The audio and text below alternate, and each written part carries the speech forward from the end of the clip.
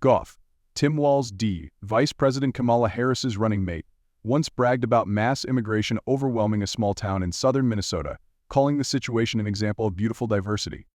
In late 2019, Breitbart News reported extensively on Worthington, Minnesota. With fewer than 14,000 residents, the town's taxpayers were forced to hike taxes to the sum of tens of millions to expand the school district because of a rapid increase in migrant children enrolling.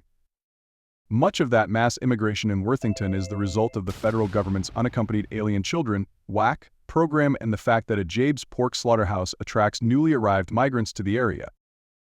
During a gubernatorial debate in October 2022, Walz bragged about the mass immigration that has inundated Worthington for decades now, spinning it as a positive thing that several dozen languages are now spoken in the town's schools. So we are a state of immigrants that values that. We have more refugees per capita than any other state, so that's not just morally a good thing, it's our economic and cultural future, Walz said. This beautiful diversity we see out in Worthington when I'm there, you see 50 languages spoken in the school and you see every storefront filled with different types of foods, of businesses that are happening. Minnesota needs to continue to do that. The office of governor can set the tone on that, emphasis added. Worthington, since the year 2000, has seen its foreign-born population balloon to almost 30% of the town's population. About 24 years ago, the town's foreign-born population was half what it is today.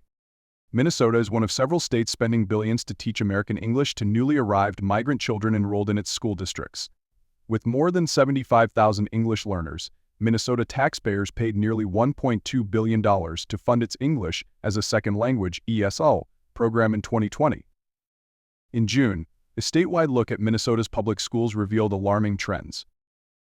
From 2019 to 2022, the percentage of fourth graders in the state who are not proficient in reading has increased from 62% to almost 70%. Likewise, eighth graders not proficient in math increased from 56% in 2019 to nearly 70% in 2022. Perhaps most alarming, almost a third of all students in the state were deemed chronically absent in the 2021 to 2022 school year, meaning they missed 10% or more school days.